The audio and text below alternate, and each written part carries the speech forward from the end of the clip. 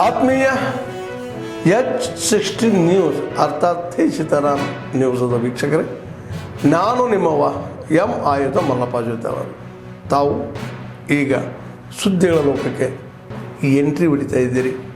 ಈ ಸುದ್ದಿಗಳನ್ನು ಪ್ರತಿಯೊಂದು ನೋಡೋ ಜೊತೆಗೆ ನಿಮ್ಮ ಅಭಿಪ್ರಾಯಗಳನ್ನು ಹೊಸ್ತಾ ಇದೆ. ಯಾಕಂದರೆ ಈ ಸುದ್ದಿಗಳು ನಿಮಗಾಗಿ, ನಿಮ್ಮ ಬದುಕಿಗಾಗಿ, ನಿಮ್ಮ ವೈಚಾರಿಕೆಗಾಗಿ, ನಿಮ್ಮ ತಿಳುವಳಿಕೆಗಾಗಿಯೂ ನಿಮಗೂ ಗೊತ್ತು. ಜೊತೆಗೆ ನಮಗೂ ನಿಮ್ಮೊಂದಿಗೆ ಇದೊಂದು ಮಾತಾಡುವಂಥ ಜೊತೆಗೆ ಸುದ್ದಿಗಳನ್ನು ಬಿಡುವಂಥ ಕೆಲಸ. ಈ ಕೆಲಸದಲ್ಲಿ ನಾವು ನಿಮ್ಮೊಂದಿಗಿದ್ದೀವಿ ಅಂತ ಹೇಳ್ತಾ ನೋಡ್ತಾ ಇರಿ ಸುದ್ದಿಗಳನ್ನು.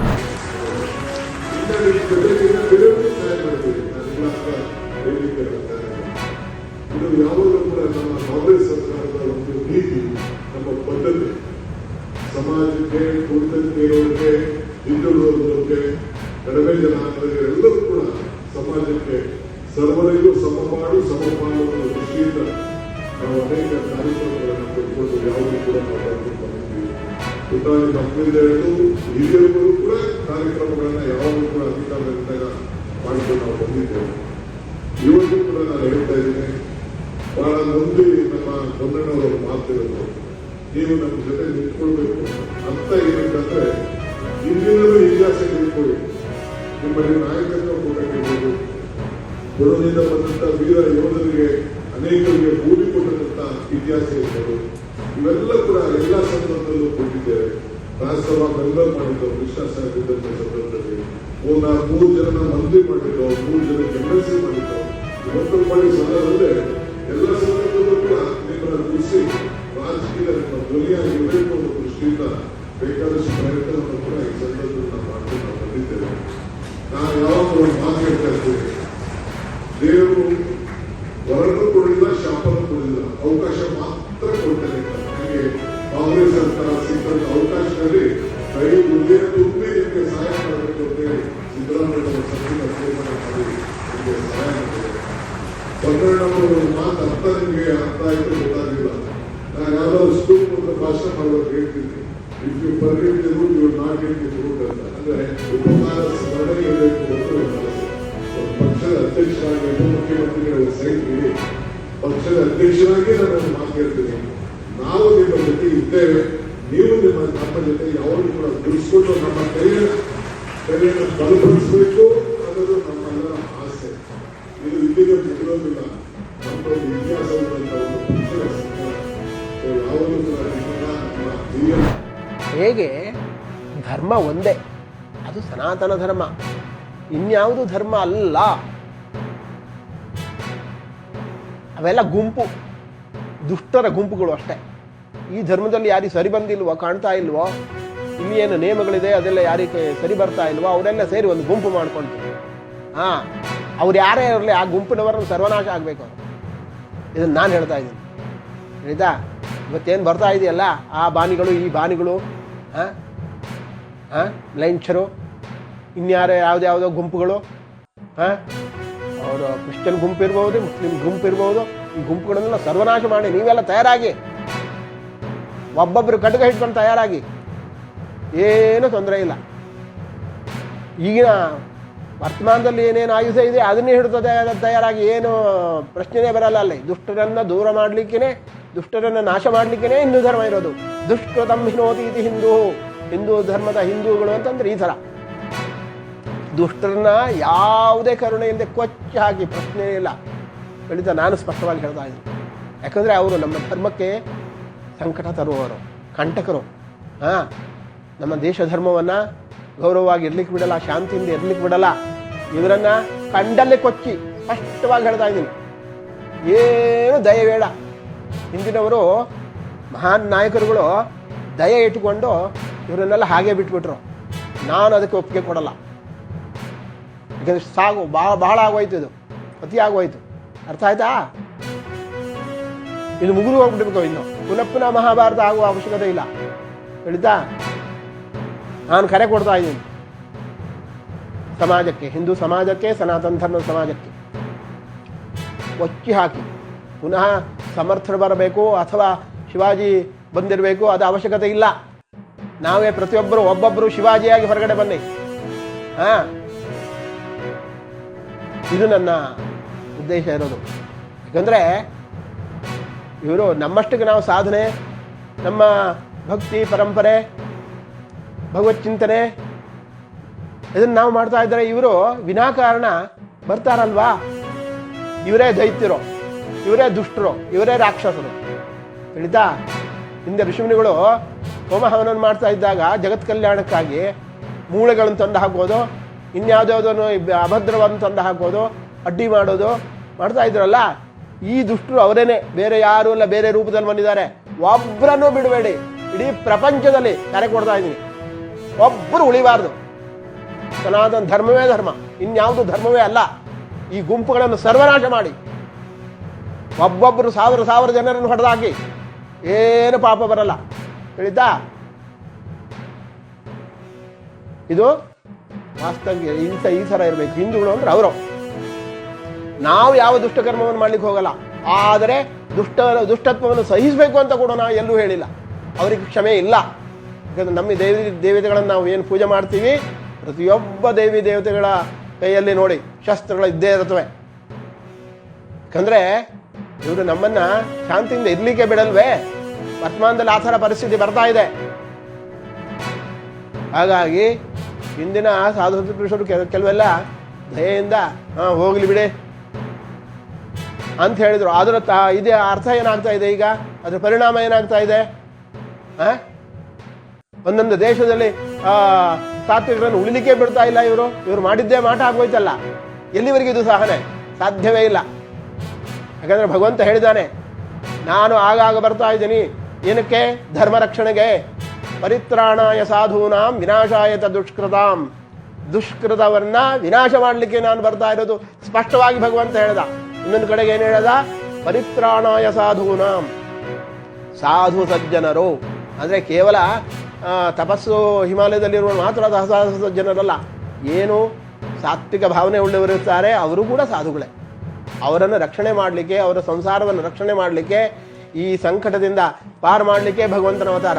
ಆ ಭಗವಂತನೇ ಹೇಳಿದ್ದು, ನಾನು ಸಾಧು ರೂಪದಲ್ಲೂ ಕೂಡ ಬರ್ತೀನಿ. ನನ್ನ ವಿಭೂತಿ ಅದೊಂದು. ಯದ್ಯದ್ ವಿಭೂತಿ ಮತ್ಸತ್ವಂ ಶ್ರೀಮದೂರ್ಜಿತಮೇವ ತತ್ತದೇವಾವಗಚ್ಚತ್ವಂ ಮಮ ತೇಜೋಂಶ ಸಂಭವಂ. ಅವನೇ ನಾನು, ಅಲ್ಲೇ ನಾನಿದ್ದೀನಿ. ನಾನೇನು ಆಜ್ಞೆ ಮಾಡ್ತಾ ಇದ್ದೀನಿ, ಕರೆ ಕೊಡ್ತಾ ಇದ್ದೀನಿ, ಅದನ್ನು ನೀವು ಪಾಲನೆ ಮಾಡಿ. ಎಲ್ಲರಿಗೂ ಒಳ್ಳೆಯದಾಗಲಿ. ನಾರಾಯಣ ನಾರಾಯಣ ನಾರಾಯಣ. ಸಹನಾವೋದೋ ಸಹನೋ ಭುನಕ್ತೋ ಸಹ ವೀರ್ಯಂಕರ ಭಾವಹಿ ತೇಜಸ್ವಿನಾವಧೀತಮಸ್ತು ಮಾ ವಿದ್ವಿಷಾವಹಿ. ಓಂ ಶಾಂತಿ ಶಾಂತಿ ಶಾಂತಿ.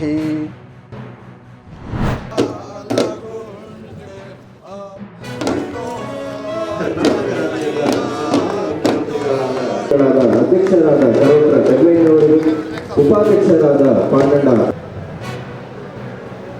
ഞങ്ങൾക്ക് ഒരു കായം ഉണ്ട് ഞങ്ങളുടെ നടുവിലുണ്ട്. നിങ്ങൾക്ക് എല്ലാവർക്കും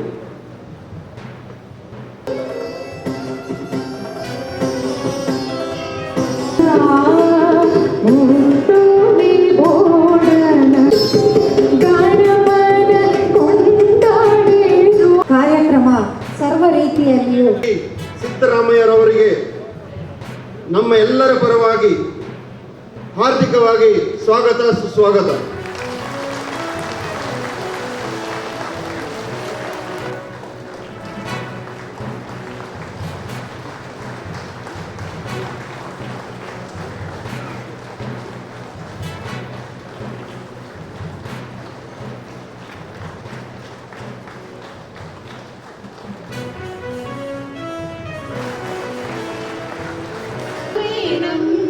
देवी आई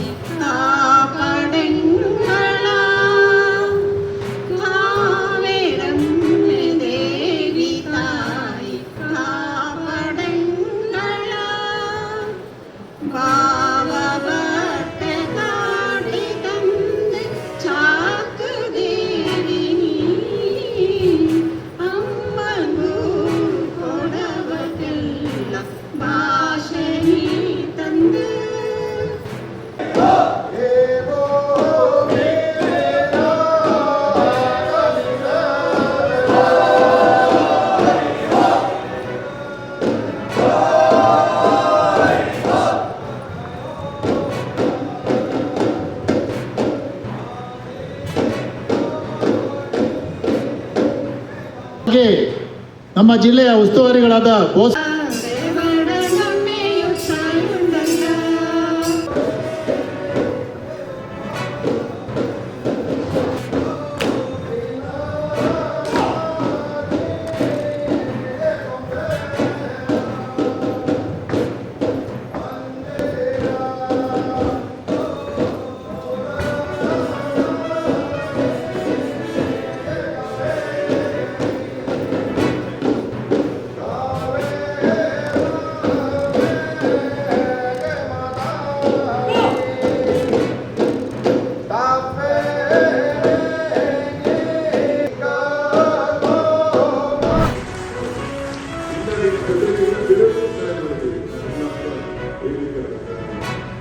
ಇದು ಯಾವಾಗಲೂ ಕೂಡ ನಮ್ಮ ಕಾಂಗ್ರೆಸ್ ಸರ್ಕಾರದ ಒಂದು ನೀತಿ, ನಮ್ಮ ಪದ್ಧತಿ, ಸಮಾಜಕ್ಕೆ, ಕುಟುಂಬಕ್ಕೆ ಇರೋರಿಗೆ, ಹಿಂದುಳಿದವರಿಗೆ, ಕಡಿಮೆ ಜನಾಂಗದವರಿಗೆ ಎಲ್ಲರೂ ಕೂಡ ಸಮಾಜಕ್ಕೆ ಸರ್ವರಿಗೂ ಸಮಪಾಡು ಸಮಪಾಲು ದೃಷ್ಟಿಯಿಂದ ನಾವು ಅನೇಕ ಕಾರ್ಯಕ್ರಮಗಳನ್ನು ಕೊಟ್ಕೊಂಡು ಯಾವುದು ಕೂಡ ನಾವು ಬರ್ಕೊಂಡು ಪುಟಾಣಿ ಮಕ್ಕಳಿಂದ ಹಿಡಿದು ಹಿರಿಯರಿಗೂ ಕೂಡ ಕಾರ್ಯಕ್ರಮಗಳನ್ನ ಯಾವಾಗಲೂ ಕೂಡ ಅಧಿಕಾರದಲ್ಲಿದ್ದಾಗ ಮಾಡಿಕೊಂಡು ನಾವು ಬಂದಿದ್ದೇವೆ.